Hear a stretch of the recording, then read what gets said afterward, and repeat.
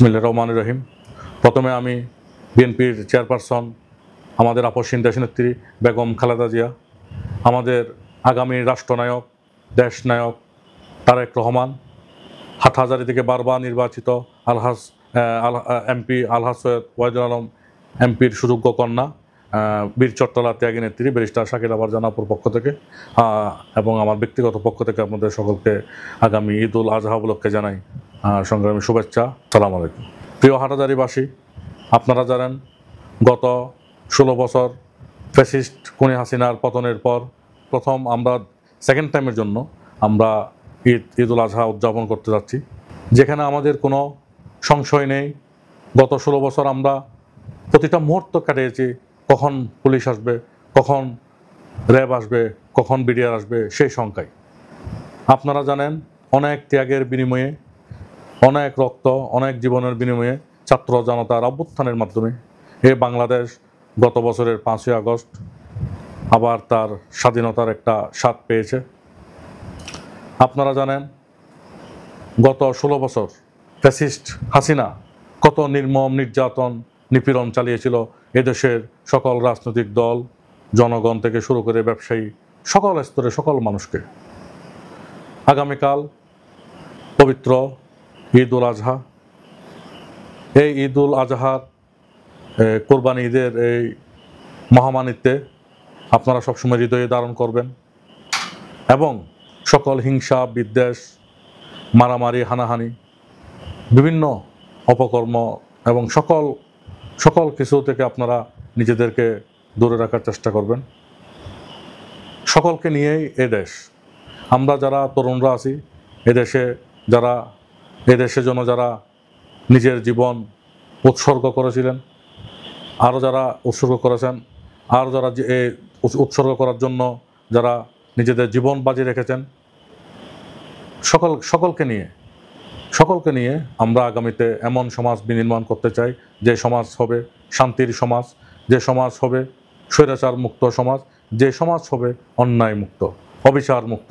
মানুষ সকলেই, জনগণ সকলেই ন্যায় বিচার পাবেন। আমরা সেই ধরনের সমাজ প্রতিষ্ঠা করতে চাই এবং আপনাদের মাধ্যমে আমি একটা জিনিস সকলকে উদাত্ত আহ্বান জানাই।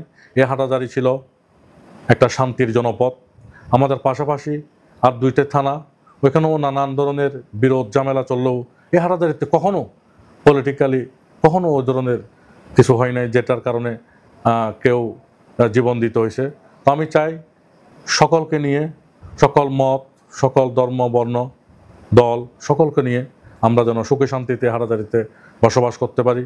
সে লক্ষ্যে আমরা যারা রাজনীতি করি আমাদের সবচেয়ে গুরুদায়িত্ব যেন জনগণ কোনোভাবে কষ্ট না পায়। তাছাড়া আমাদের নেতা দেশনায়ক তারেক রহমান বারবার বলেছেন জনগণ জনগণ জনগণ। সুতরাং আমি চাই আমাদের যারা জাতীয়তাবাদী ভাইয়েরা আছেন তারা যেন সবসময় জনগণের সুখে দুঃখে পাশে থাকেন এবং আগামীতে যেন আপনারা এই জনগণের হৃদয় জয় করে বিএনপি যেন ইনশাআল্লাহ দেশের ক্ষমতায় আসতে পারে এবং জনগণের জন্য অতীতের ন্যায় আবার সেবা করতে পারে। প্রিয় হাটহাজারীবাসী, আমি আপনাদের মাধ্যমে আমার প্রিয় নেত্রী, প্রাণপ্রিয় নেত্রী, আমাদের এবং প্রিয় নেত্রী এবং মা আপসহীন দেশনেত্রী বেগম খালেদা জিয়ার সুস্থতার জন্য আপনাদের কাছ থেকে দোয়া চাই। এবং আরেকটা জিনিস বলতে চাই, সেটা হচ্ছে গত 16 বছর এই ফ্যাসিস্ট খুনি হাসিনার কারণে বিএনপি এবং তার সমমনা অনেক দলের অনেক নেতাকর্মী অনেক মিথ্যা মামলার শিকার হয়েছেন। আমি চাই আপনাদের মাধ্যমে এই সরকারকে আমি আহ্বান করি, যতগুলা মিথ্যা মামলা গত 16 বছরে হয়েছে বিএনপি এবং অন্যান্য দলের বিরুদ্ধে, সকল মামলা অবিলম্বে আপনারা প্রত্যাহার করবেন এবং এদেশের যারা এদেশকে আসলেই ভালোবাসে, হৃদয় থেকে ভালোবাসে, যারা এই হাটহাজারীকে হৃদয় থেকে ভালোবাসে, যারা আসলেই চায় এই হাটহাজারীকে শান্তির জনপদ বানাতে, এই হাটহাজারীতে কখনো সন্ত্রাস, চাঁদাবাজি, রাহাজানি, অন্যায়, অবিচার কেউ করতে পারে।